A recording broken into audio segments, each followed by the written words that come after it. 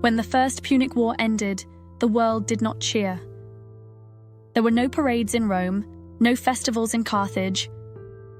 There was only quiet, the kind that lingers after a long noise has faded, when the air still trembles from what it remembers.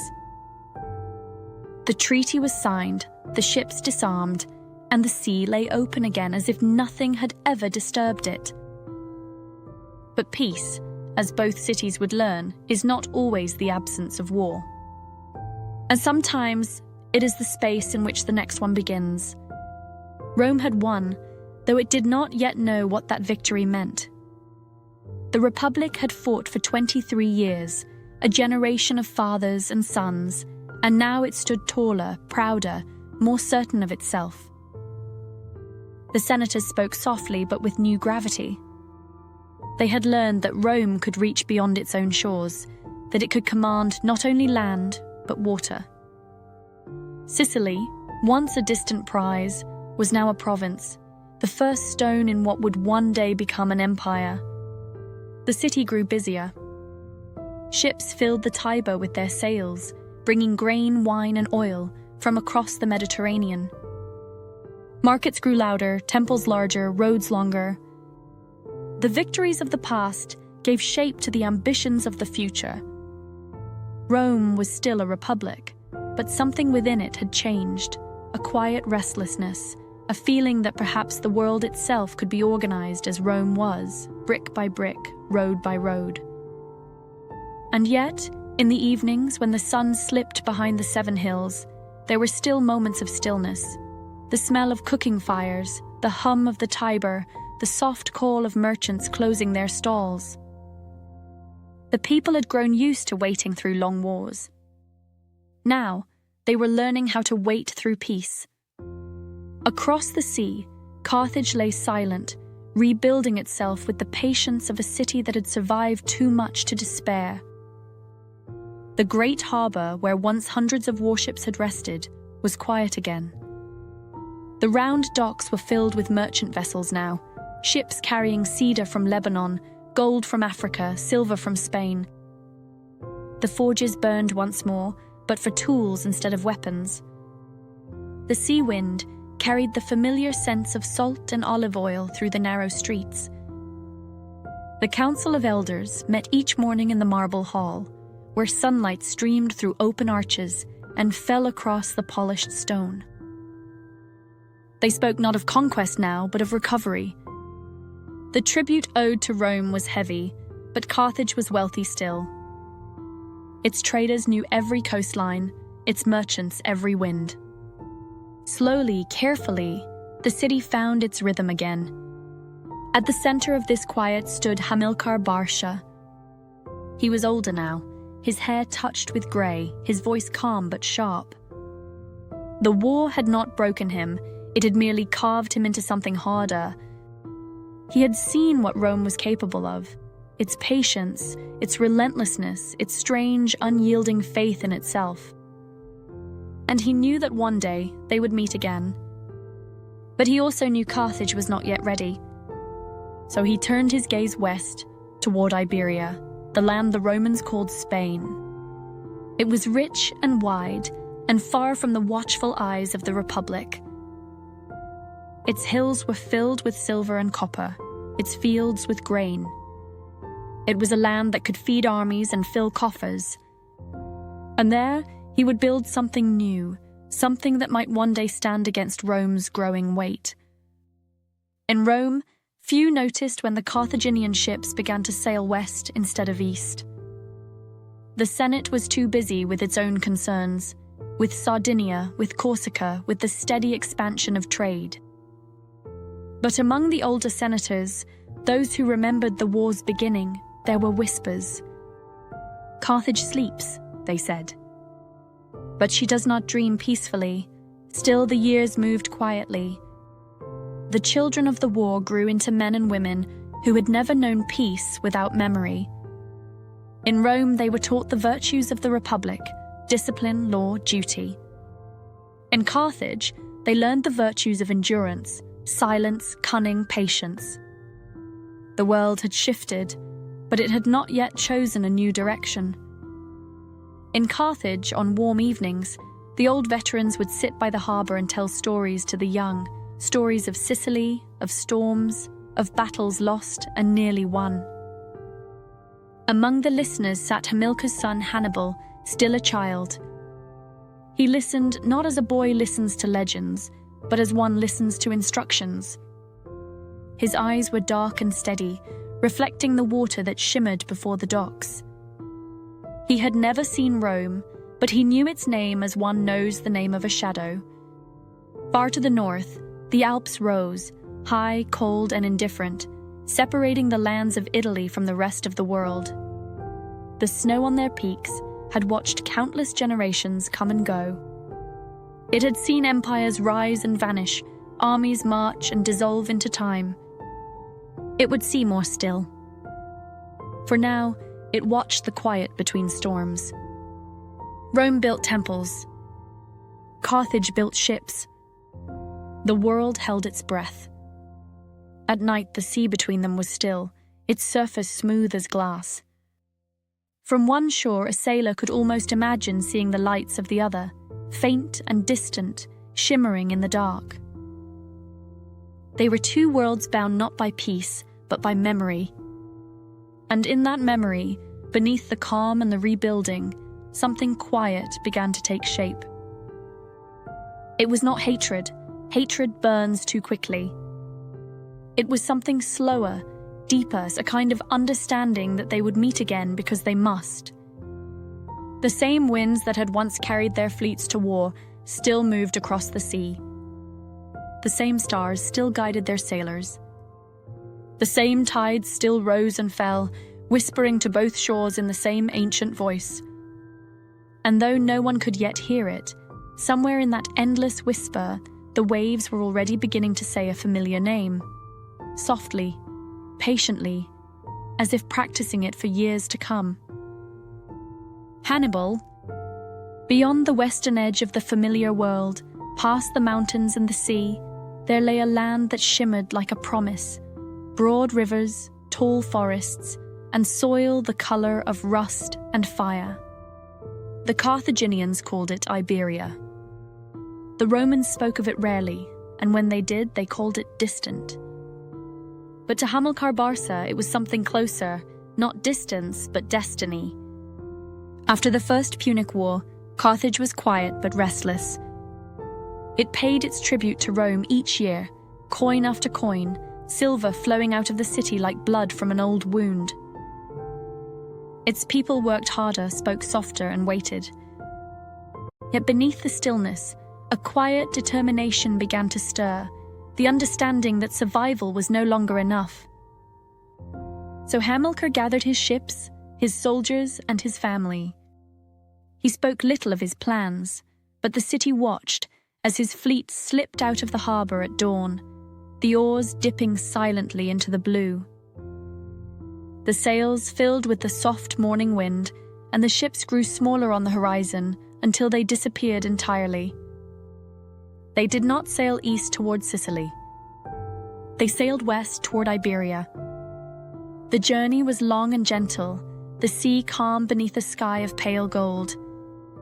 The sailors rowed in silence, the wind carrying the faint smell of cedar and salt. At night, they anchored near quiet coves, lighting small fires along the shore. Hamilcar often stood alone, looking at the dark line of land ahead. He had fought too many battles to speak in certainty, but he carried with him the quiet conviction that Carthage's future lay beyond those waters. When they reached Iberia, the coast rose to meet them, rugged cliffs, soft plains, rivers that wound like silver through the land. Villages dotted the hills, their smoke rising in thin, calm threads. The people of Iberia were many and diverse, miners, herders, warriors, bound not by one tongue, but by the rhythm of their earth. Hamilcar came not as a conqueror, but as a guest who understood patience. He traded before he took, spoke before he commanded. He built camps near the rivers, where the earth gleamed with veins of silver. Slowly the Carthaginians settled. They built bridges, roads, and markets. The The sound of hammers returned, not the sound of war, but of foundation. In time, these foundations grew into a city, Carthago Nova, New Carthage. Its walls faced the sea, its streets were laid with purpose, its harbour curved like a crescent moon. It was smaller than its mother city, but built with the same hands, the same spirit. Each evening the sun sank into the water and bathed the city in orange light, and those who lived there believed they were witnessing the rebirth of something ancient. And for Hamilcar, Iberia was more than a refuge. It was a classroom. Here, far from Rome's gaze, he could rebuild an army, train new soldiers, and teach his son. Hannibal was still young, but the weight of his father's legacy already rested quietly on his shoulders. He followed Hamilcar everywhere, through the camps, across the fields, along the rivers. He listened to the way his father spoke to men, calm, measured, never hurried. He watched him study maps by lamplight, his hands tracing roads and rivers as though they were veins in a living body. When Hannibal spoke, his voice was soft, deliberate. He had his father's patience and his mother's stillness. The men called him the silent cub, not because he was shy, but because he listened before he roared. Hamilcar taught him about the land first, how rivers feed armies, how mountains protect cities, how the rhythm of seasons can be stronger than the rhythm of battle. He told him that the sea was not a wall but a road, that distance could be conquered by patience. And above all, he told him that understanding one's enemy was worth more than hating him. "Rome is not a man," Hamilcar said once as they stood by the river. "It is a habit, a way of being.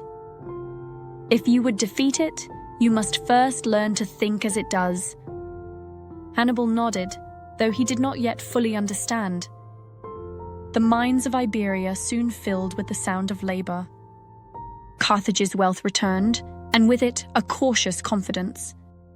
Ships began to sail regularly between the two cities, carrying ore, grain, and messages of quiet pride. The tribute to Rome continued, but now it came not from the heart of Carthage, but from the strength of Iberia. Rome noticed, though it said nothing. The Senate received reports, vague, cautious words about Carthaginian activity in the west. A few senators frowned. Others dismissed it. "Let them dig," one said.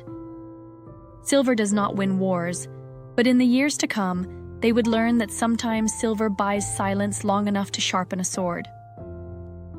In Iberia, the Carthaginians lived easily among the local tribes.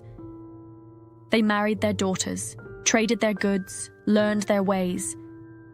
The children grew up speaking both tongues, moving between both worlds. Hannibal spent hours riding through the countryside, his cloak brushing against wild lavender and tall grass. He met the people of the hills, warriors who fought with spears and round shields, men who laughed easily and lived simply. He respected them. When he returned home in the evenings, his father would ask what he had seen.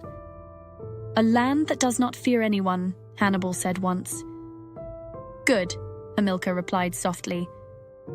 "Then it is a land worthy of us." As the years passed, the quiet between the two great powers began to feel thinner, not broken, but stretched. Rome grew richer, expanding north and east, its roads spreading like roots across the land. Carthage grew deeper, reaching westward into the soil of Iberia. Each was moving away from the other, yet closer to another meeting neither could avoid. Hamilcar knew his time was limited.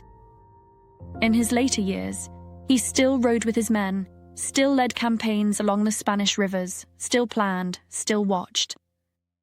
But in the mountains one afternoon, during a campaign against a rebellious tribe, his horse stumbled while crossing a river. The current took him.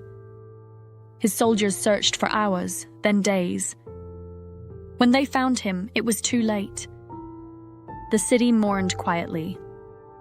Carthage sent no official message, but the loss was felt like the setting of a sun. His body was buried overlooking the water, where the waves broke softly against the rocks. His son stood beside the grave, silent, the sea wind moving through his hair. He did not speak. He did not weep. He simply watched the horizon. In the years that followed, others would lead Carthage's armies in Spain, his brother-in-law Hasdrubal at first, and later Hannibal himself. The young man would grow tall, sure-footed, his father's calm living in his eyes. The soldiers who had once followed Hamilcar began to follow him instead, not out of loyalty to blood, but to something they recognized. That same quiet patience, that same steady fire that never needed to shout to be seen. And though he was far from Rome, far from the sea that had carried his family to this land, he never forgot the name of the city his father had taught him to understand. Each morning, before he began his training, he would walk to the edge of the water and look east, toward the unseen horizon. He would say nothing, but his silence spoke for him. Peace still reigned between Rome and Carthage. But it was a peace that trembled faintly, like a coin balanced on its edge, waiting for the smallest breath to make it fall. Between Rome and Carthage, there lay for a time a space that felt like peace. Not the deep, restful peace that comes after reconciliation, but the careful, watchful kind, a pause in which both sides gathered themselves, tended their own gardens, and pretended, as best they could, not to listen for footsteps.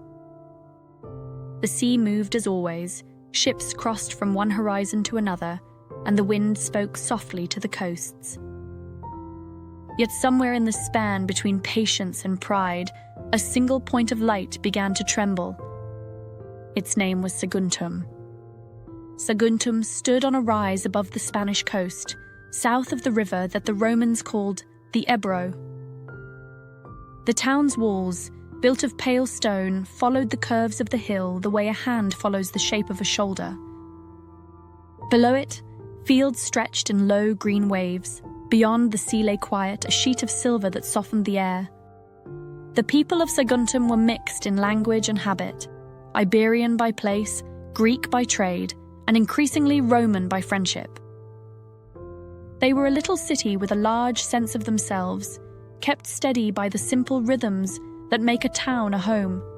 Market days, harvest seasons, feasts that came in their turn, and the steady clatter of tools against stone.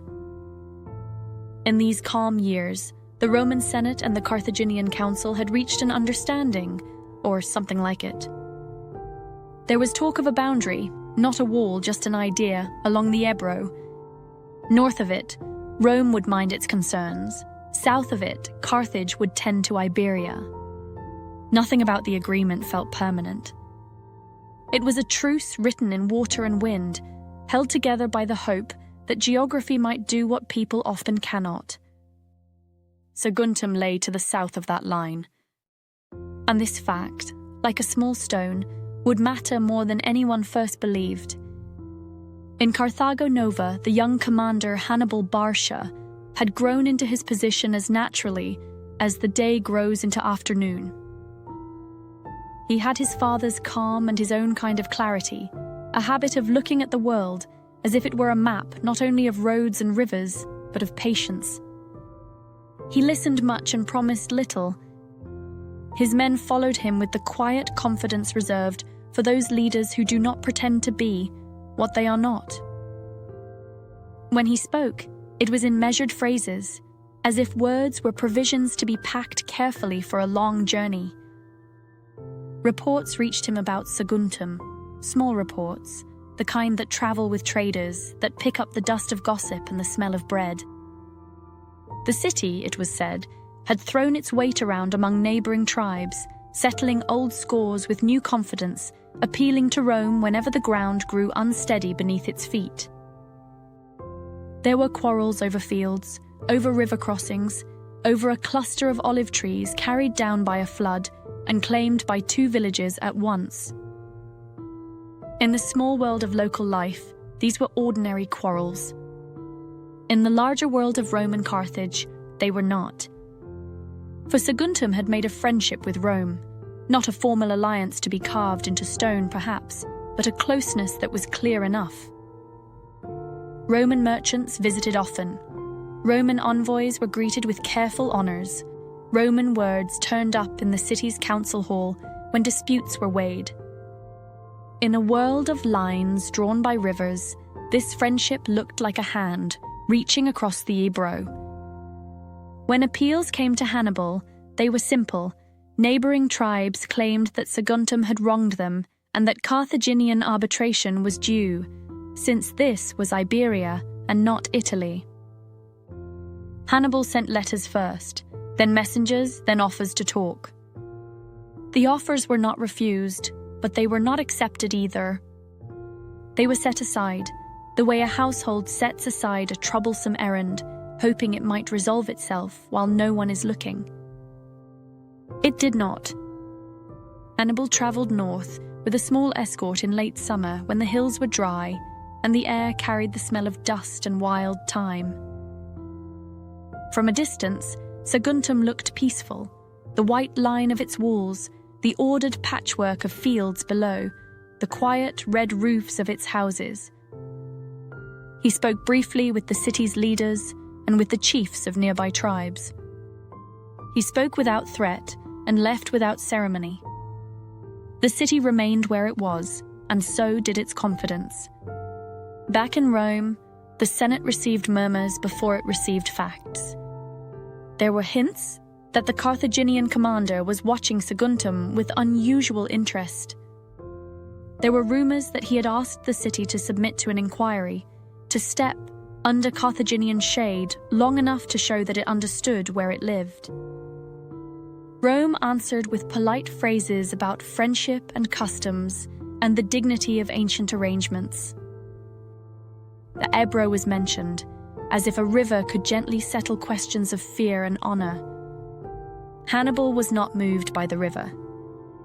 He was moved by boundaries of a different kind, the ones drawn between patience and neglect. He had grown up watching his father learn that if you let a misunderstanding stay small for long enough, it will teach itself to grow. He sent one more letter to Saguntum. The letter was steady in tone. Let the disputes be judged before Carthaginian magistrates. Let the city recognize the order of the land it occupied. Let there be quiet. The answer never truly arrived. It came instead in the form of another message from Rome, this one firmer, about respect for friends and the meaning of lines on maps. Hannibal read it once and set it aside.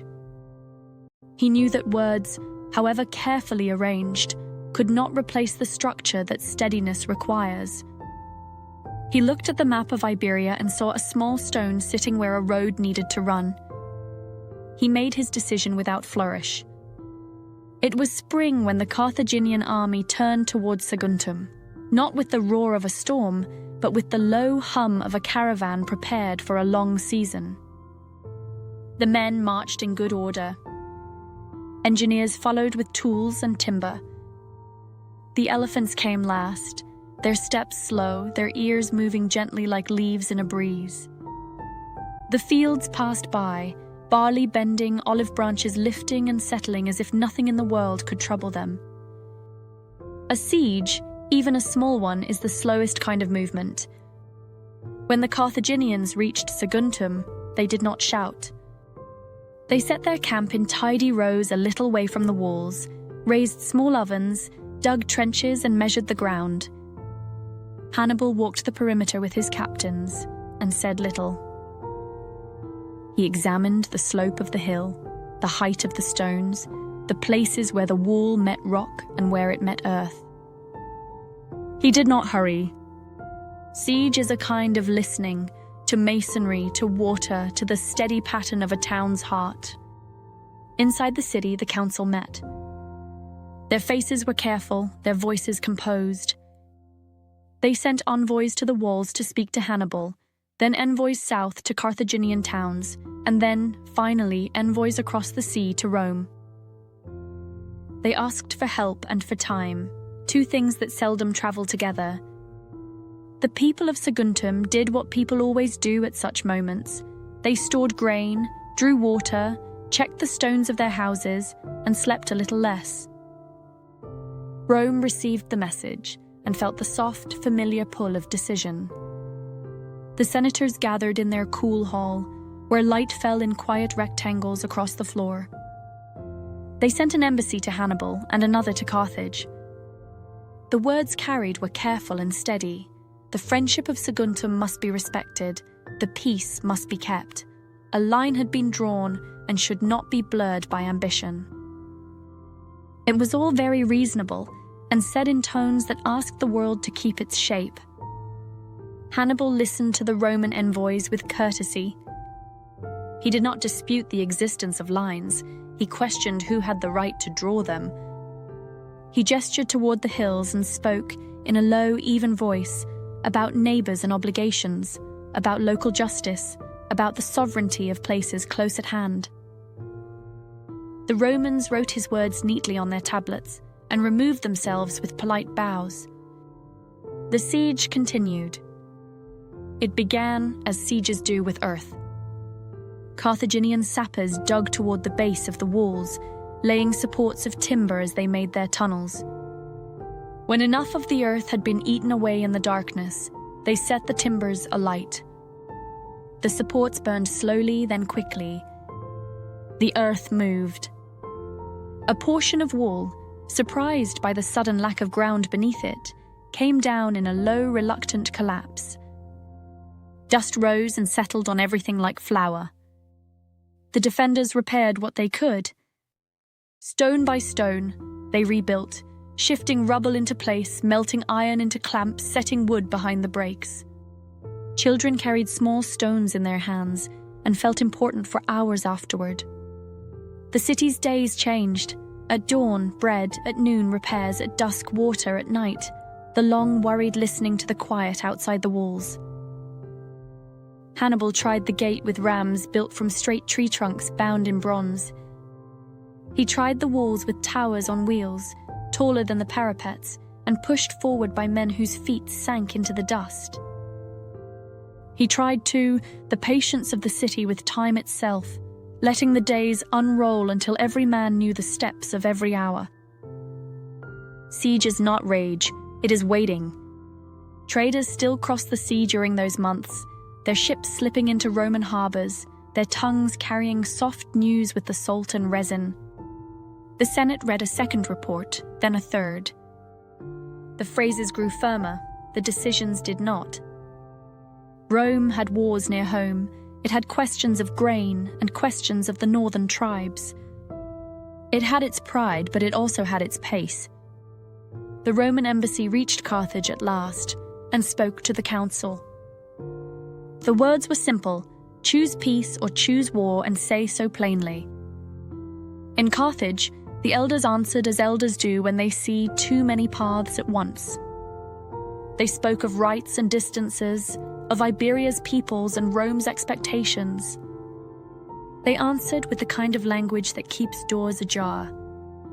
The Roman ambassador, his patience worn thinner than his sandals, is said to have lifted the fold of his cloak and held it like a small empty basket. "Here," he said softly, "I carry peace and war, take which you will." The elders replied in measured tones that he might choose which to set down.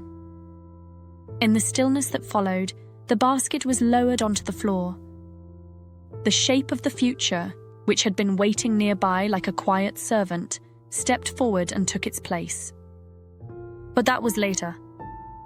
In Saguntum, the present had smaller dimensions: the width of a street, the depth of a well, the length of a loaf.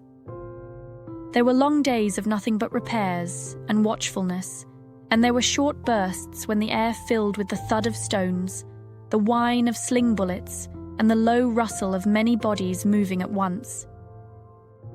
The people ate less and spoke more softly. They wrote letters whose ink ran when held too long, then gave those letters to messengers who hid them at their waists and moved at night as shadows move. Hannibal kept his camp orderly. He allowed no waste, no outrage, no roughness beyond the minimum that war requests. At dusk, he walked the lines and paused to ask a soldier where he came from, or whether the new sandals had eased his blister, or if the water in the southern cistern tasted as it should. He avoided grand promises. He offered instead a steadiness that men could use as they use a well-made tool. As summer wore itself thin and leaned toward autumn, the city began to break in small places. Fires started from sparks that would have gone unnoticed in calmer years. A potter's kiln cracked. A baker's oven cooled too quickly.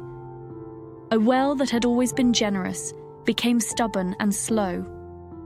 Such changes are the true language of siege, not fire and trumpets, but stutters in the ordinary. There was, too, a brief moment when the gates opened in the night, and the youngest among the city's people were sent out, with a handful of guards, small figures moving down a dry stream bed toward the dark. Some returned. Some did not. The ones who came back later did not speak of what they had seen. They simply carried on, their eyes polished by distance. Rome moved at last, but movement measured by weeks cannot outrun days. The Senate sent clearer words, and then, when words were not enough, preparations. The ships were counted, the grain weighed, the oars inspected where they hung in shadowed sheds along the river. But the sea is a larger measure than resolve, and the months cannot be hurried by even the most patient city. The final days in Saguntum were not marked by a single sound, but by a thinning of grain, of strength, of certainty. The city's council gathered on its last evening with the calm that comes when the future no longer has many branches. They decided what could be carried and what must be left, who would speak and who would keep the ledgers, which children would be sent to the temple to be counted and blessed and embraced. They did not make speeches. They made arrangements. At dawn, the Carthaginian towers touched the wall once more, and the last break opened like a door that had been waiting to be used. The defenders stepped back a few paces and set down their tools.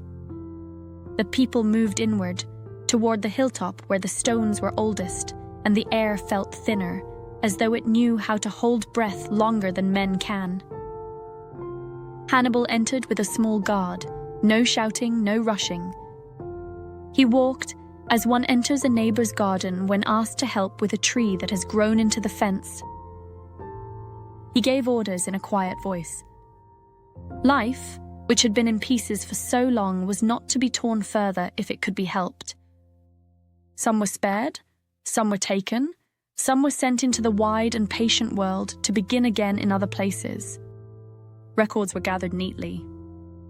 Temples were left standing, where leaving them did not endanger the order that followed. Grain was distributed in measured shares to keep hunger from doing what anger might yet do. The siege ended not in fire, but in the slow exhale of a town that had run out of hours. Afterward, when the dust had settled and the last cartwheels had drawn their careful lines through the streets, Hannibal stood on the wall and looked east. The sea was a smooth, pale sheet. Somewhere beyond that horizon was Italy, and beyond Italy Rome, attentive, ordered, and increasingly certain of its place in a wider world. He did not gesture or speak. He simply watched, as a man watches the sky before the first winter snow.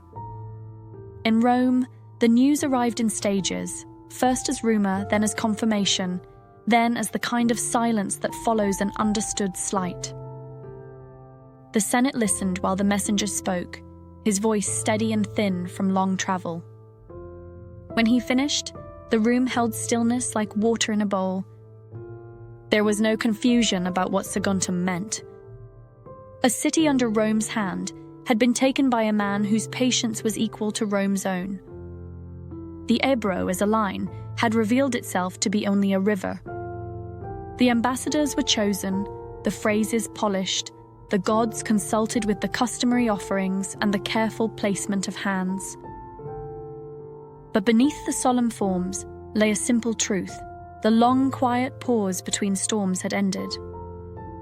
Rome would send its question to Carthage, and Carthage would answer, and the space between their words would fill with movement. On the Spanish coast, the sun lowered itself gently into the water and turned the stones of Saguntum the color of cooling iron. In the Carthaginian camp, men ate bread and olives and lay on their backs to watch the evening wind uncurl the last of the day's heat. In Rome, lamps were lit along the Forum, and the Tiber carried those small lights in its surface the way a memory carries its meanings, slowly, steadily, without hurry. It is easy, at a distance, to call such a moment a beginning. Those who lived it would not have used that word. They would have said only that a city had been taken, that envoys had been sent, that the world's balance had shifted half an inch. And yet, as everyone slept, the air itself seemed to lean a little. The roads that led north toward the mountains grew a shade more present in the thoughts of a single man. The passes, quiet and white under their high snows, were no nearer than before, but they felt closer to a purpose. The spark had taken. It did not flare. It did not shout. It glowed, steady, small, certain, and waited for breath. The mountains had been there since before memory. They rose from the earth like frozen waves, peaks of grey and white, wrapped in mist, unmoved by the centuries that passed below them. The people who lived near their roots spoke of them with respect, not as barriers, but as living things. They said the mountains slept most of the year and only stirred when men grew too proud. When Hannibal Barca looked upon them for the first time, he did not see walls. He saw distance, and beyond that distance, the future. The year was 218 before the birth of Christ. The news of Saguntum's fall had reached Rome, and war, declared softly but certainly, had begun once more. The Carthaginian armies were already in motion. Hannibal, now in command, moved like water, quiet, adaptable, patient. His plan was as daring as it was simple, to bring the war to Rome's doorstep before the Republic could bring it to his. But to do that, he would need to cross the Alps. The journey began in the late autumn light, when the air in Iberia had cooled, and the leaves had begun to fall from the plane trees along the rivers. Hannibal assembled his men, an army drawn from many lands, Libyans from the desert, Numidians from the plains, Iberians from the hills, and Gauls from the forests. They spoke different tongues, wore different colors, and carried different gods in their hearts. But they shared one belief, that Hannibal would lead them through whatever lay ahead. There were nearly 50,000 men, 9,000 horses, and 37 elephants. The elephants moved at the rear, their great shapes silent, their eyes patient. They were the last to leave, and the first to be noticed wherever the army went. The march northward was long but orderly. The rivers flowed beside them, steady and wide. The air grew colder with each step. The olive trees gave way to pines, the gentle hills to rock and shadow. Villages watched them pass. Some offered bread and wine, some hid behind their doors. Hannibal spoke little. He rode at the front, or walked among the ranks, speaking softly to those who struggled. He had the kind of leadership that felt more like gravity than command. Men did not obey him out of fear, but because his calm drew them forward. As they reached the foothills, the mountains loomed at last in full view, enormous, pale, and silent. The soldiers looked upward and said nothing. The peaks were veiled in clouds, and the wind that came down from them smelled of snow. Guides from the local tribes approached, promising safe passage in exchange for gold. Hannibal listened and agreed, though he trusted them no more than he trusted the weather. For days, the army wound through narrow valleys, the path climbing higher with every turn. The air grew thin, and the sound of boots on stone replaced the soft rhythm of marching on soil. The guides, as Hannibal had suspected, betrayed them. One night, as the army rested along a ridge, the tribes descended from the cliffs. Stones rolled down, torches flared, voices shouted in a dozen tongues. In the dark, the mountains seemed to move against them. But Hannibal was steady even in the confusion. He called his men to form a circle, the elephants at the center, and waited for the storm to pass. When dawn came, the attackers were gone, and the army, bruised but unbroken, continued upward. The path narrowed as they climbed. In some places, it was no wider than a man's shoulders, the drop beside it vanishing into clouds. The horses stumbled, the pack animals slipped. Snow began to fall, not gently but endlessly, filling footprints as quickly as they were made. The wind pressed against them, cold and relentless. Still they moved. At night, they built fires in sheltered hollows, their flames small against the vastness of the mountains. The men huddled together beneath furs and cloaks, speaking in whispers. Above them, the stars burned bright and sharp in the thin air. The peaks glowed faintly in the moonlight, like watchful faces. The elephants bore the cold better than the men. Their breath rose in white plumes, their skin thick against the wind. They moved with slow certainty, breaking paths where the snow had drifted high. To the soldiers, their presence became a comfort, great, silent shapes that seemed immune to despair. When the path was blocked by a rock slide, Hannibal did not rage or hesitate. He ordered fires built against the stone, and when the rock had grown hot, he had his men pour wine and vinegar over it. The stone cracked and split, and the army moved forward once more. Days passed. Food ran thin. The living counted themselves by who could still walk. But still, the general's calm did not waver. He spoke to them often now, not as soldiers, but as men who shared one heartbeat. "We have come this far," he said quietly one evening as the fires flickered low. "And beyond this, the land opens like a promise. There is no wall the gods have made that patience cannot pass." The next morning, the snow cleared for the first time in days. The clouds drifted apart, and the sun touched the peaks in gold. From where Hannibal stood, the world unfolded. Italy stretched out before him, the plains faint and green in the distance. The men looked, and for a long while no one spoke. They began the descent. It was harder than the climb. The snow gave way without warning, and the path was slick with ice. Horses fell and vanished into mist. The elephants, careful and deliberate, moved last, lowering their weight step by step. Men tied themselves together with ropes, so that when one slipped, the others could hold him. On the 9th day after reaching the summit, the last of the army came down from the mountains. The snow was behind them. Before them lay the Po Valley, wide, soft and green, alive with rivers and the smell of soil. The men knelt and touched the ground as though it were holy. Out of the 50,000 who had begun the climb, less than half remained. But they had done what no one believed could be done. They had crossed the Alps.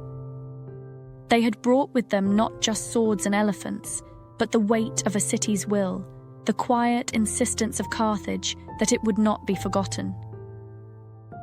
That night, the fires burned bright on the plains.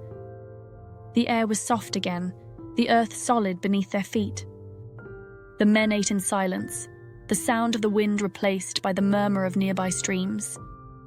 Hannibal sat apart for a while, looking back toward the dark line of mountains that stood against the stars. He had crossed them, but he knew what waited still lay ahead. The legions of Rome, patient as ever, ready to meet him not with surprise, but with endurance. The mountains, now behind him, seemed to exhale a slow breath, as if relieved to have done their part.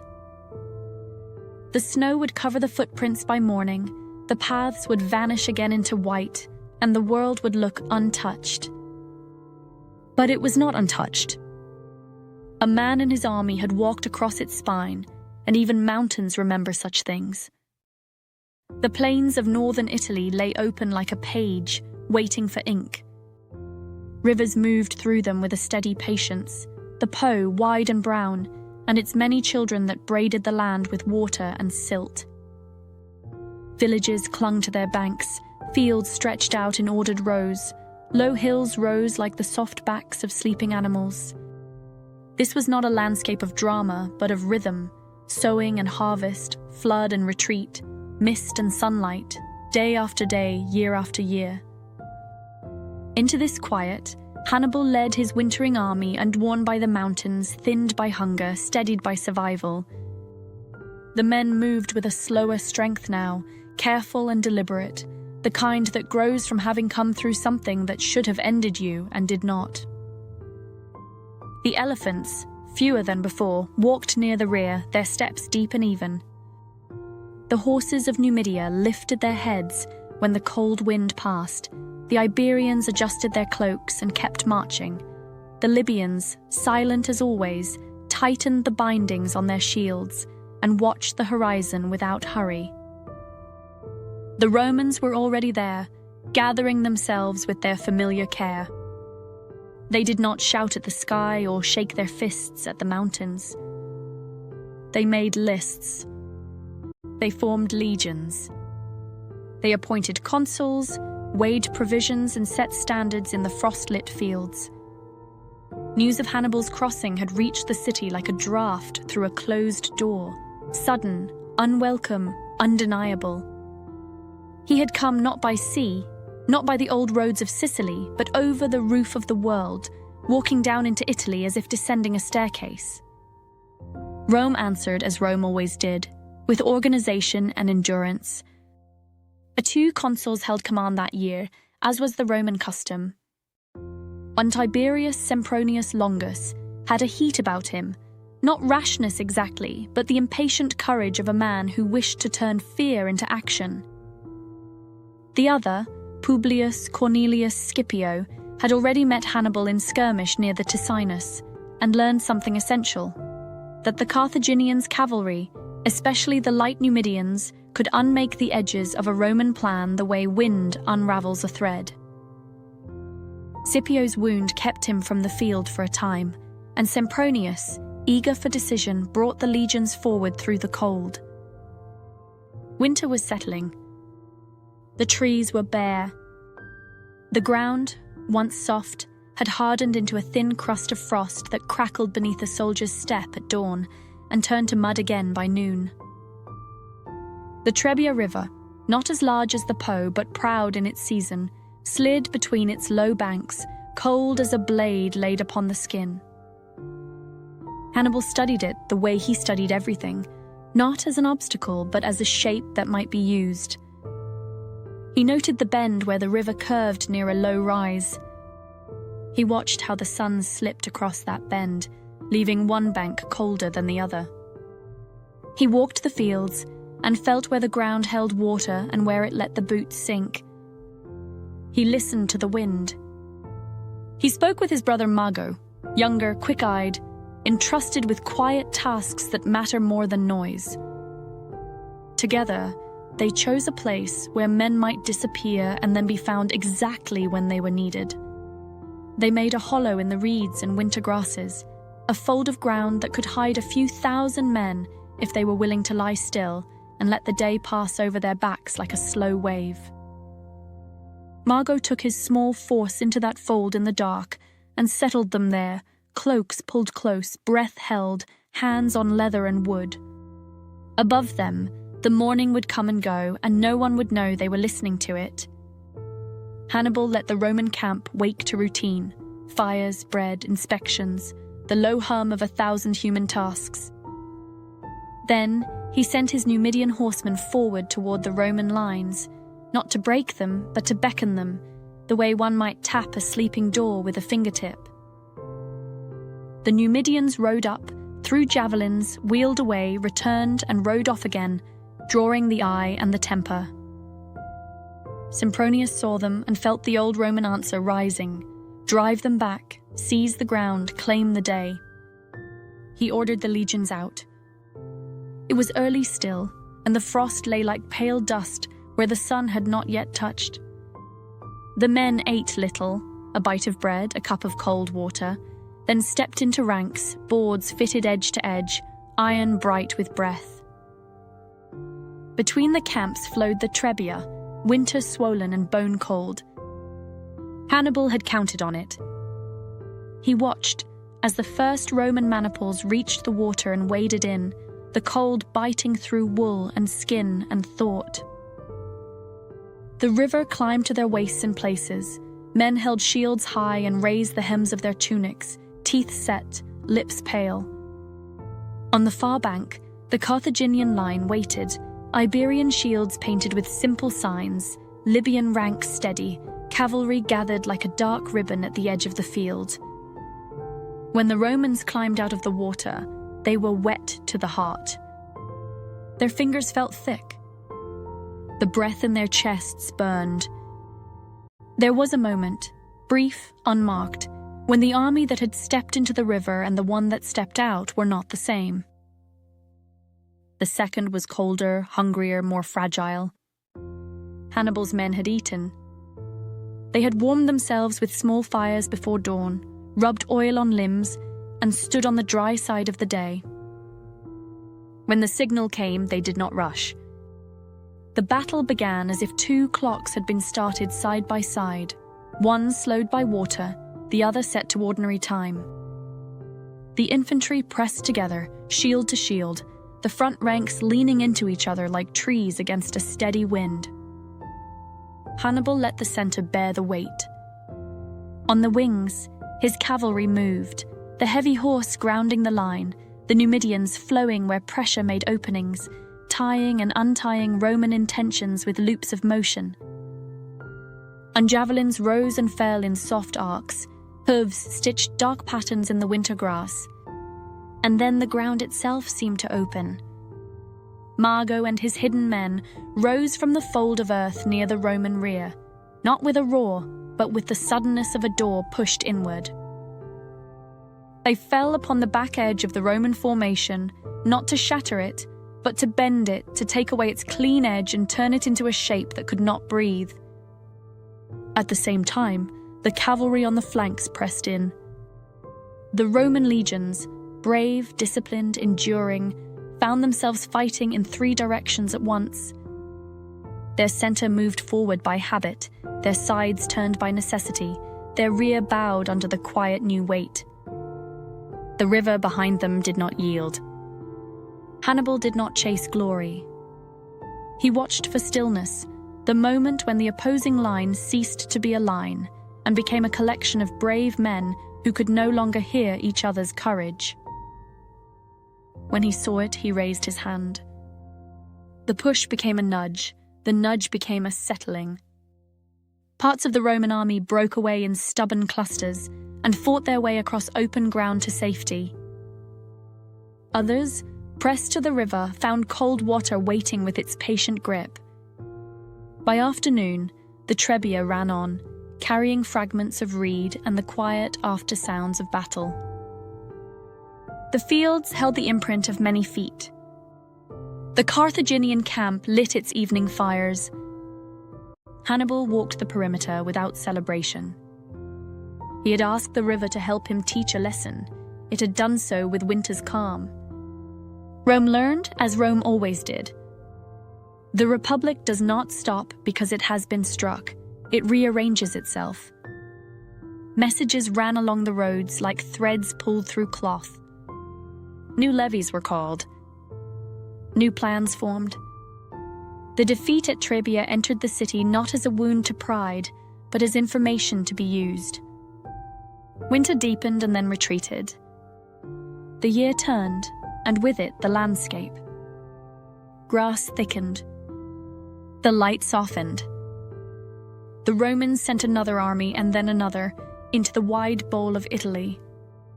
The consuls of the new year, Gaius Flaminius among them, carried the authority of the state into the field. Flaminius had energy in him, the forward-leaning step of a man who believes motion is a kind of answer. Hannibal did not hurry south. He let time loose ahead of him like a rope, then gathered it in, hand over hand.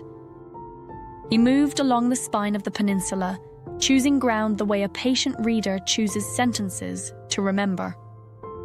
Supplies came from allies made along the way. Scouts went out and returned with maps drawn in words. A stand of trees here, a shallow ford there, a track worn by shepherds along a ridge, a lake lying quiet among hills. That lake was Trasimene. It is not a dramatic lake, not a high mountain tarn or a stormy ocean bay. It is a wide, calm pool cradled by low hills and small valleys, the kind of place where fishermen launch at dawn and the water holds the early light like a mirror. But the land around it makes shapes, curves and folds, in which sight can be managed. Hannibal studied those shapes and saw a way to make a morning into a lesson. He chose a narrow road that wound along the lake's northern edge between water and hill. He placed his sturdier infantry where they could be seen, a little ahead, near an open stretch that promised straightforward contest. But in the curves and hollows above the road, among vineyards, low stone walls and stands of trees that held the night longer than the plain, he placed the rest, Iberians and Gauls, Libyans with long spears, and woven among them his Numidian cavalry. The orders were simple: wait. Do not speak above a whisper. Let the morning mist do most of the work. Mist came, as it often does, by a lake at dawn. It rose from the water and folded itself across the low ground, cool and silvery, softening edges, swallowing distance. Birds called without being seen. A fisherman's oar moved and left a faint track behind it, like writing that fades as it is read. Flaminius marched early. He intended to catch Hannibal in motion, to strike before the Carthaginian could gather himself, to turn the bold invader back toward the north with a firm hand. The column moved into the curve of the road, legion after legion, standards lifting and lowering as the path turned. The vanguard slipped deeper into the mist, saw the hint of enemies ahead, and leaned forward toward engagement. Behind them, the rest of the army filled the road, long living and in that moment, unable to see itself.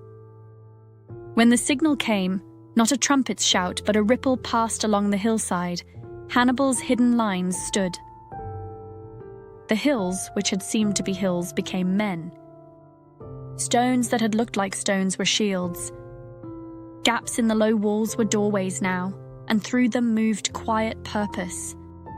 From higher ground, the Carthaginian troops pressed downward, and from the lake's edge, cavalry slid along the margin to close the way behind. Flaminius found not a battle drawn up in order, but a sudden closeness from all sides. He fought as a Roman fights, forward, steady, calling for the eagles to hold their place, but the field did not answer in straight lines. Sound drifted oddly in the fog. Commands reached wrong ears. Courage, abundant and bright, could not connect itself to a single shape. Here a cohort made a brave stand among olive trees, shields overlapping, pushing back a rush of Gauls with the weight of habit. There a knot of Iberians yielded ground and then took it back with a quiet advance, as if stepping over a threshold. There was no room for cavalry maneuvers, no long view to steady the mind. The lake lay to one side, silent and close. The hills pressed from the other, steady and near. A few Roman units broke out onto clear ground in front, moved toward what they thought must be the main body of the enemy, and found only the open curve of the shore and the wet breath of morning. The ambush at Trasimene has been told by many in many ways, some with thunder, others with grief. But in the soft telling of the day itself, it was a matter of visibility and timing. Hannibal did not ask the hills to kill. He asked them to confuse, to take away the one advantage Rome always carried, the clean line of a plan made visible to all its parts. Without that line, courage became scattered pearls on a floor, bright but separate, beautiful but unable to be worn. By late morning, the mist thinned. The hills showed their shapes again. The lake lay open and calm, as if it had been watching. The Roman army, pieces of it brave and unbroken, other pieces tired and lost, no longer filled the road as it had.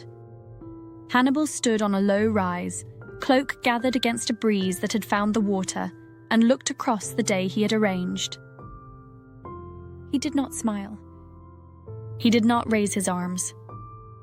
He said something brief to a captain, and the work of ending what had begun was done with the same careful hands that had arranged its start. In Rome, news of Trasimene arrived as Trebia's had, by rumour first, then by confirmation, then by the quiet that follows understanding.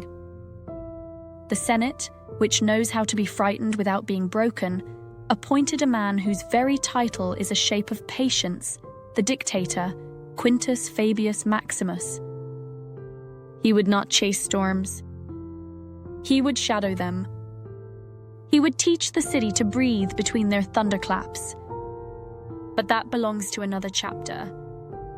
For now, the northern fields recovered their ordinary sounds, reeds scraping one another in a light wind, water touching stones, oxen pulling slowly through wet soil. Villagers gathered what could be gathered, and mended what could be mended. The road dried. The mist went back to the lake. The hills rested their faces. Hannibal's army moved on, not gloating, not rushing, simply continuing, as if the land itself had invited them to walk a little farther into its meaning. The men had learned to trust the general's sense of when to strike and when to wait. The general had learned once again that Italy could be persuaded to help him if he spoke to it in the language of place: river, hill, fog, narrow way, open field. The river Trebia and the lake Trasimene, water in motion and water at rest, had both given him what he asked, a moment in which Rome forgot, just briefly, to be Rome. It would remember again soon, with a depth and stubbornness that would one day turn the arc of the war. But for a while, in winter's bite and spring's mist, the world offered the Carthaginian a pair of quiet lessons. That cold can slow a strong arm. That fog can silence a fine command. That patience, held longer than the other side can bear, is a road all its own. And the road for now still ran ahead. After Cannae, the plains of Apulia fell silent. For days, the wind moved over them as if erasing what had been written there. The wheat bent again as it had before the battle, as though the earth wished to resume its older, quieter work. The river ran on with its shallow murmur, washing the dust from its stones. Even the crows, who had waited at the edges, found less to say. Hannibal's camp was calm. There were no parades, no proclamations. His men were weary, not from defeat, but from the long strain of victory. They cleaned their weapons, mended their sandals, gathered the wounded, and lit fires in small circles. The smell of smoke rose gently into the dusk. Hannibal himself walked among them, his cloak drawn close against the evening breeze, speaking softly to captains, asking after rations, seeing that the elephants were fed. He had defeated the greatest army Rome had ever sent against him. But Rome did not end. News reached the city like a cold hand laid upon a fevered brow. At first, disbelief, then grief, then that slow, steady transformation which the Romans had practiced for centuries, turning sorrow into structure.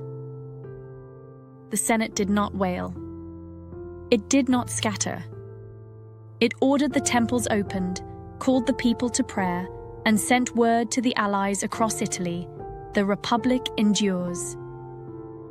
It was this endurance, not the legions, that Hannibal would spend the next 15 years learning to measure. He did not march upon Rome immediately, though the road lay open. He knew that walls like Rome's could not be taken by surprise, that strength built of stone and habit must be approached differently, not by force, but by patience. Instead, he turned south, not to destroy the Republic, but to unravel it. As he moved, cities watched him pass. Some, remembering their debts to Rome, closed their gates. Others, remembering their grievances, opened them.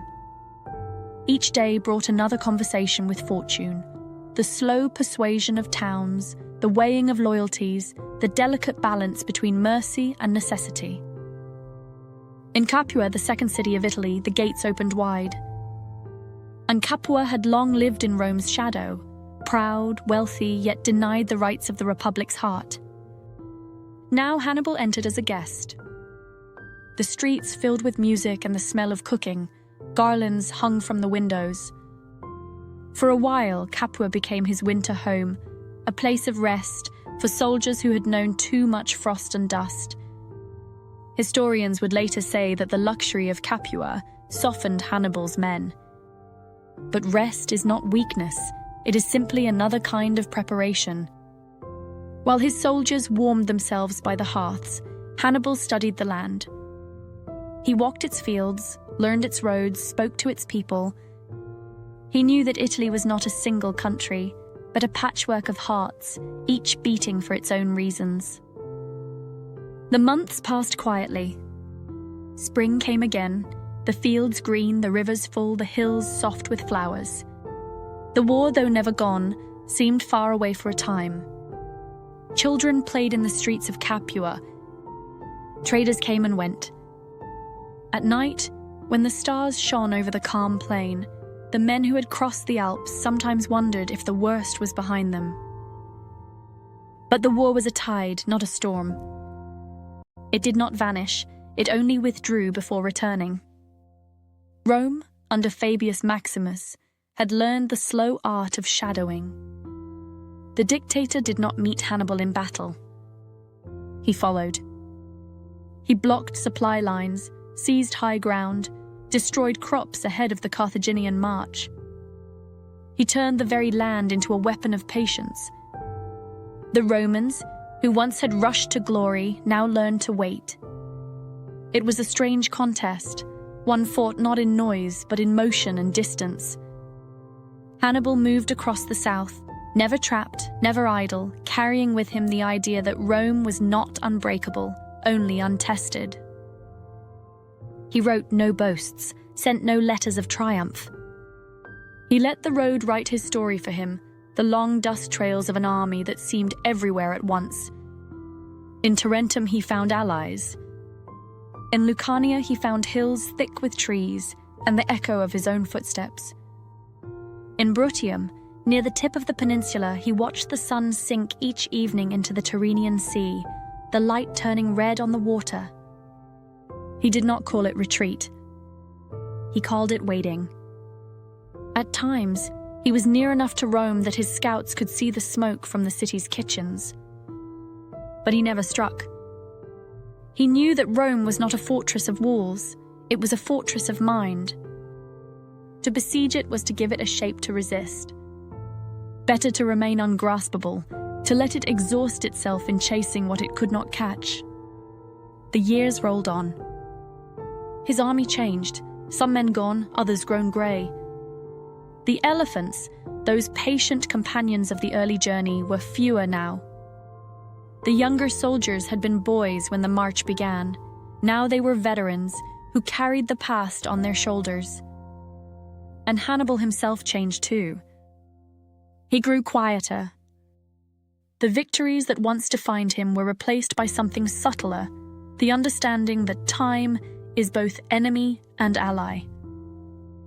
He could hold Italy, yes, but could he hold the attention of fate? In the evenings, he would sit beneath olive trees and study his maps. His hands would trace the same routes, the hills, the rivers, the small towns that dotted the land like beads on a necklace. He would pause sometimes over the line that led north, across the Apennines, across the plains to the city he had never entered. Then slowly he would lower his hand. Rome watched too. The Senate, in its marble halls, spoke of Hannibal less and less as a man and more as a presence, the shadow that passed through their seasons, the reminder that patience, once learned, could outlast fear. They rebuilt their legions, trained their youth, and waited for the tide to turn. It was not hatred that bound them to endurance. It was understanding. They knew now what kind of enemy they faced, one who fought not for plunder or pride, but for permanence. And so 2 minds, one in Carthaginian calm, one in Roman discipline, began a long wordless conversation across the fields of Italy. Years became habits. Seasons turned like pages. Grain grew and was cut. Rivers flooded and withdrew. The war became part of the landscape, something the people no longer spoke of as an event, but as weather. There were years of rain and years of Hannibal. In the hills of Bruttium, Hannibal built a camp that overlooked the sea. From there, on clear mornings, he could see the faint blue line of the horizon, the direction of home. Sometimes, ships appeared in the distance, tiny against the light, carrying merchants or messengers or soldiers bound for Sicily. He would stand long after they vanished from sight, as if the act of looking itself could bring the next chapter closer. But the next chapter belonged to others. Far away in Spain, a young Roman commander was rising, calm, measured, patient in the way great students are. His name was Scipio. And somewhere in the quiet rhythm of the years, the road that began at Cannae had already begun to turn back toward the sea and toward the meeting that would complete the circle. There are times in history when the world seems to hold its breath, when the noise of battles and the movement of armies give way to something quieter, the slow growth of understanding. The long war between Rome and Carthage had reached such a moment.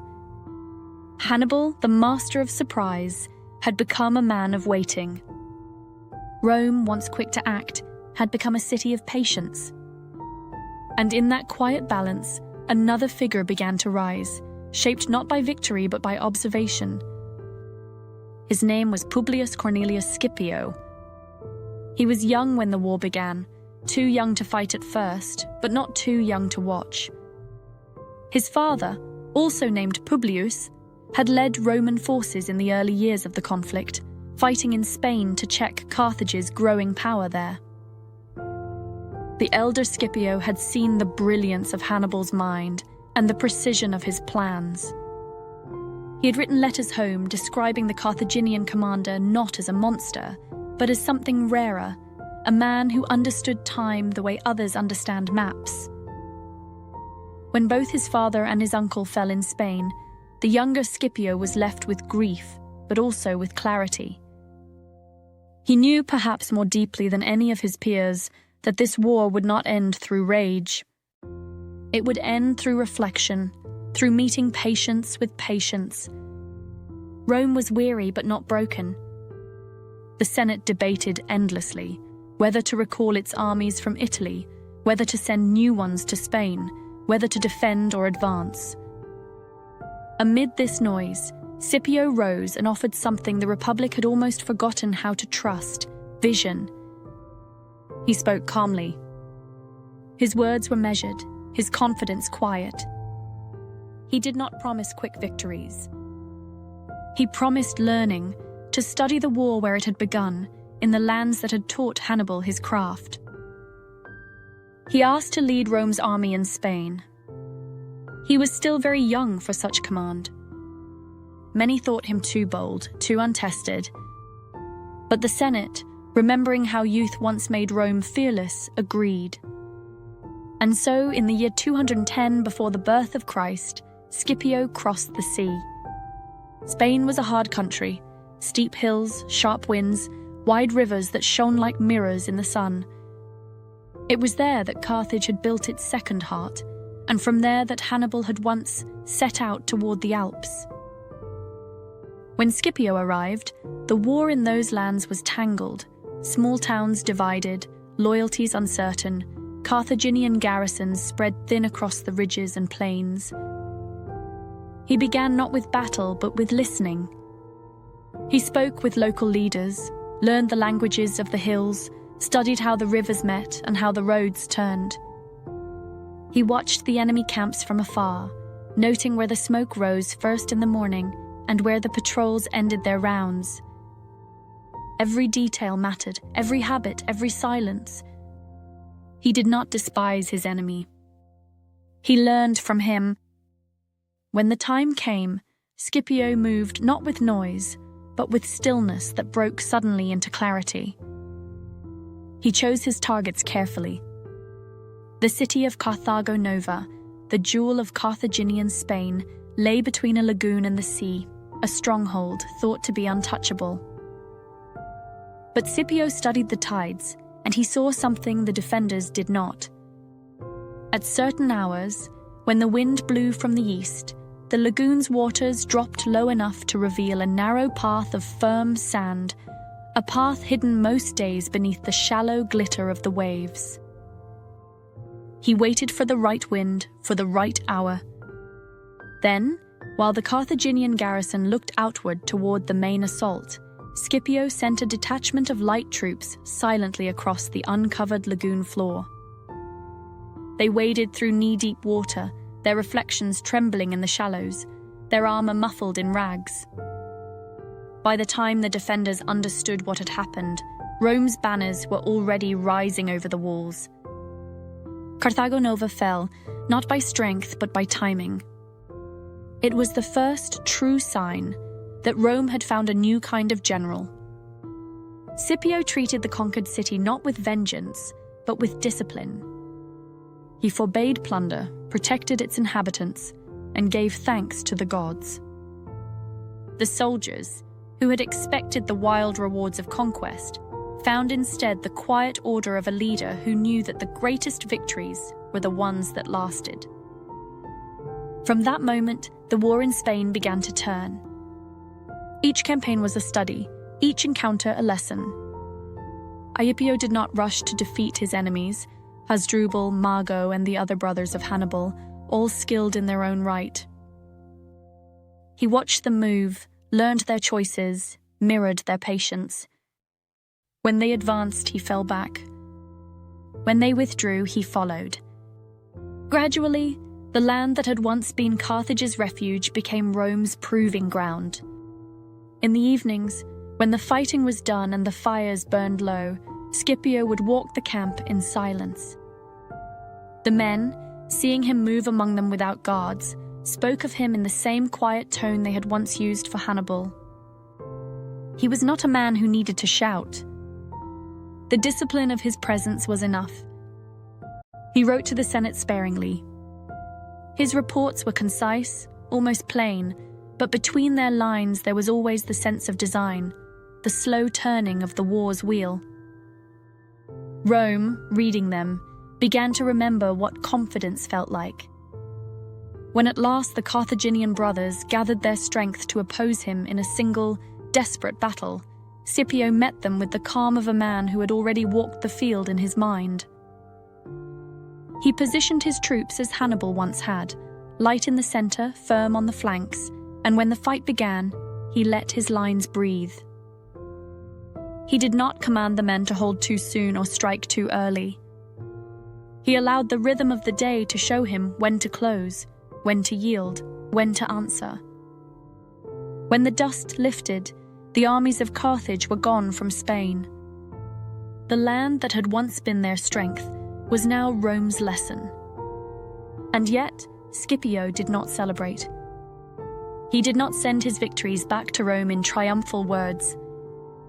He spoke instead of returning the war to its beginning. If Carthage had sent Hannibal to Italy, Rome would now send Scipio to Africa. The Senate hesitated. Africa felt distant, dangerous.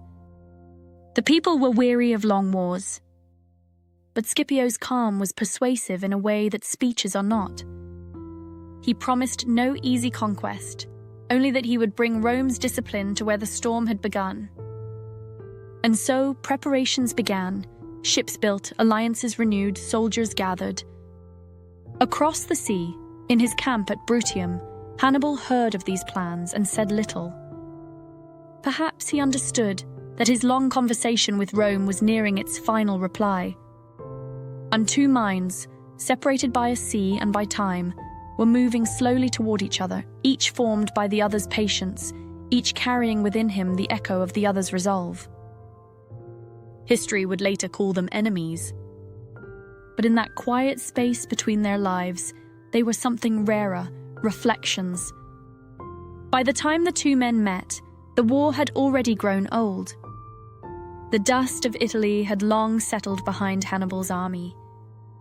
The names of the rivers, Trebia, Trasimene, Cannae, had faded from daily speech and entered the slower rhythm of memory.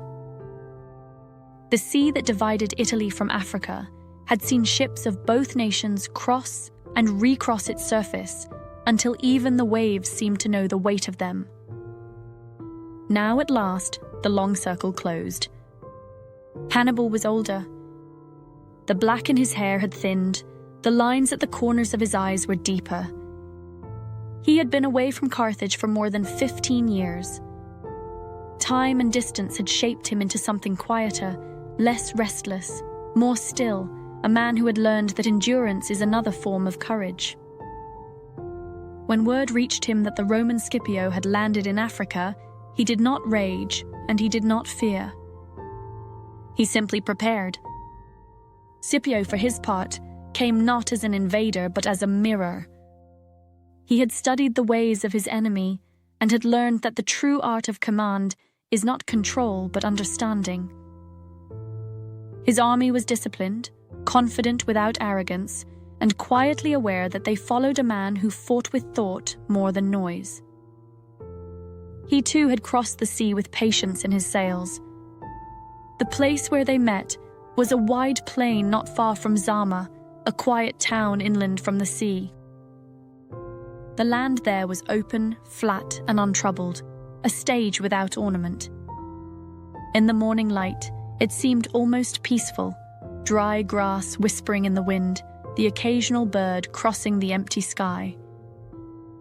But beneath that calm lay the weight of two cities, two ways of life, two long memories.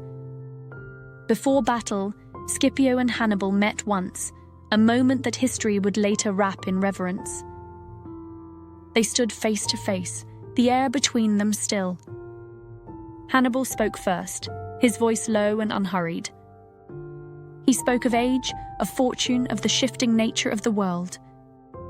He told Scipio that men who have lived long enough come to understand that victory and defeat are brothers, not strangers. He said that both of them, by standing there, had already outlived most of what the world could throw at them. Scipio listened, and when he answered, his words were calm, even kind. He spoke not of hate, but of finality, that the war, like a storm long overstayed, needed to find its end. They parted without ceremony. The two greatest minds of their age turned their backs and walked toward their armies, each knowing what the day would bring. The sun climbed higher. The ground shimmered with heat. The sky above Zama was vast and pale, without cloud or mercy.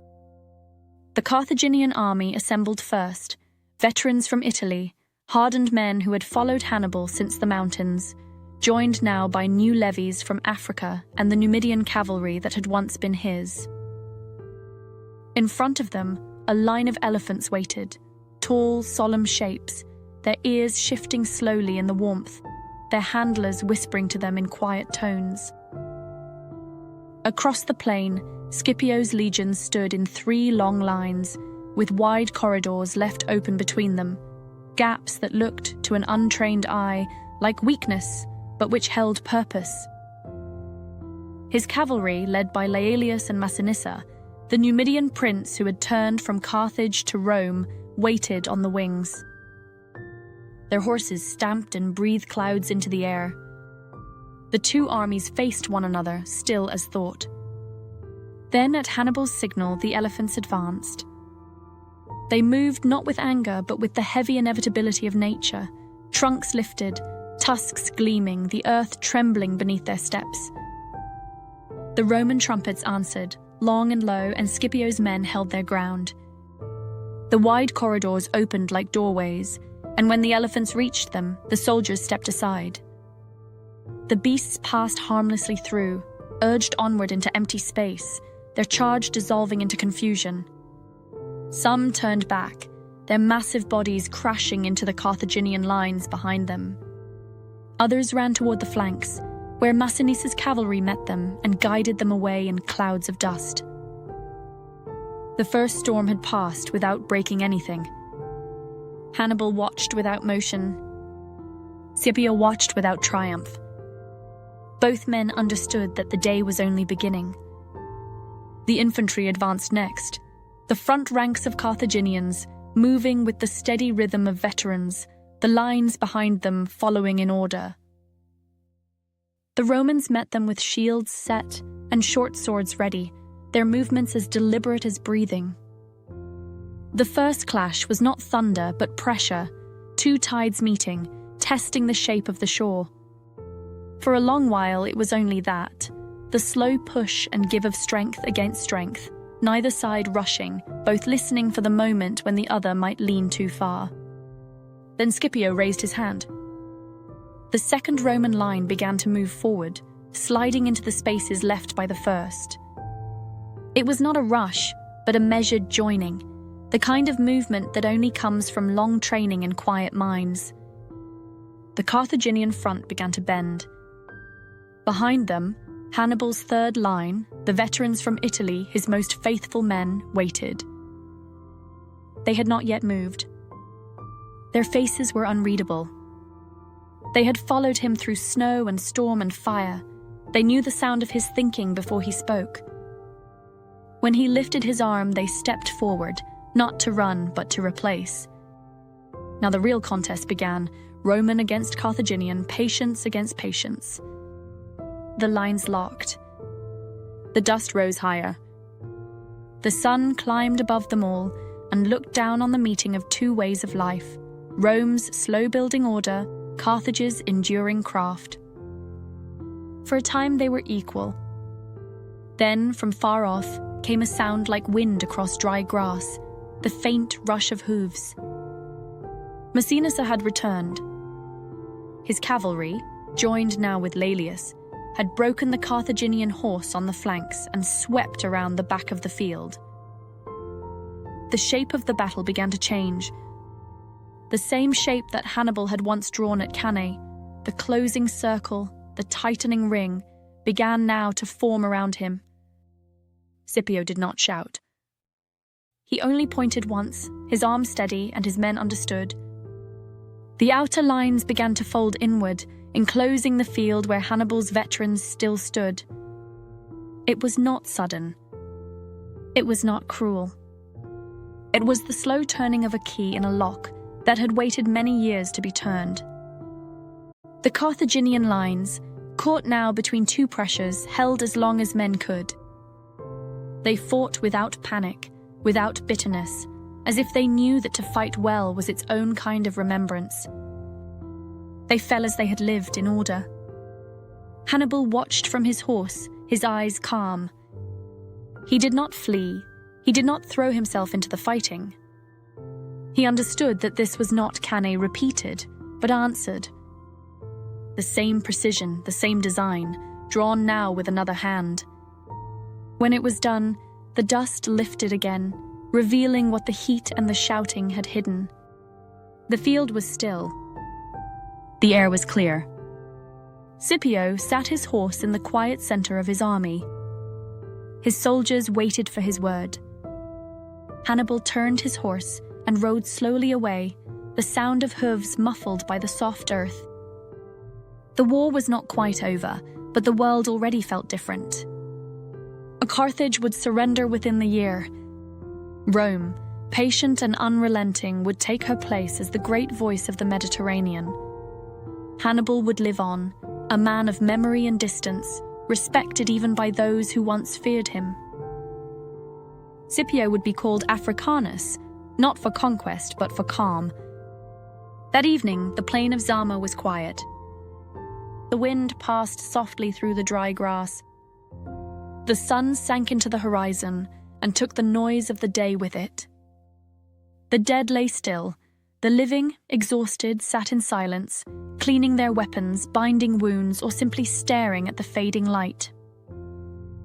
And somewhere far above the world, the gods, if they still watched, must have seen the simple truth of it, that after all the shouting and marching, all the victories and losses, history is carried forward not by the loud, but by the steady. Two men had met upon the same earth. They had spoken to each other not in words, but in design. And when the light faded, both understood what few ever do, that the quiet between battles is the only place where wisdom can grow. The war was over, though the sea still carried the faint echo of its storms. In the harbours of Carthage, the ships rested at anchor, their sails furled, their hulls creaking gently against the tide. The people moved quietly through the streets, not defeated, not defiant, but tired. There was a kind of stillness that comes only after too many years of listening for sounds that no longer arrive. The treaty had been signed. Carthage would keep its city, its walls, its gods. But its fleets were gone, its armies dismissed, and its pride laid down like a cloak folded away for another season. The world that had once belonged to two great powers now belonged to one. Rome, in its marble calm, received the news without celebration. There were no parades in the forum, no shouts of conquest. The senators sat in their cool hall, the light falling through high windows, and spoke of order, of rebuilding, of tribute. The Republic, patient and deliberate, did not gloat. It merely added another line to its long record of endurance. Scipio returned home to honours that he neither sought nor refused. The people called him Africanus, and the name fit him lightly, not as a boast, but as a mark of what he had carried and learned. He had faced Hannibal, and in doing so had faced himself, the student meeting the teacher, the calm of Rome answering the calm of Carthage. His victory was not in the numbers of the fallen, but in the balance restored to a world that had grown too loud. For a while, the sea between the two cities seemed to sleep. And traders returned to their roots. The winds once again filled their sails. The ports of Sicily grew busy. The markets of Sardinia hummed with grain and oil and salt. The Mediterranean, once a battlefield, resumed its ancient work as a road for ordinary lives. And yet, even peace has its echoes. Hannibal, now a private man, moved through Carthage's quiet streets with the ease of one who no longer belongs to the noise of power. The city he had defended was smaller now, not in walls, but in will. Still, when he passed, people lowered their voices, not out of fear, but out of remembrance. He was appointed to office for a time, the kind of work that involves more numbers than armies. He balanced the city's accounts, reformed its taxes, made fairness where he could. But the shadow of Rome was long. There were those who whispered that the man who had once shaken the Republic still dreamed of it, and Rome, cautious as ever, listened to such whispers closely. So Hannibal left. He crossed the sea once more, not as a conqueror or exile, but as a traveller. He wandered through the eastern lands, to Tyre, to Ephesus, to the courts of kings who remembered his name but not his voice. He became, as great men often do in their later years, a story told in many places. Some said he advised armies again, others said he simply watched. In time, his journey ended quietly, somewhere far from the walls of the city he had once sworn to protect. When the end came, it was without spectacle. No crowds, no armies, no speeches, only the slow settling of dust and the soft rustle of leaves. Rome too continued on, carrying his memory not as shame, but as instruction. The senators would speak his name in the years to come when they trained their young generals, not as an enemy to be hated, but as a standard to be understood. Know your foe, they would say, as Hannibal knew us. The years turned into decades. The Republic grew, then hardened, then reached toward empire. Its legions marched to new shores. Its banners rose above lands that had never heard of Cannae or Zama.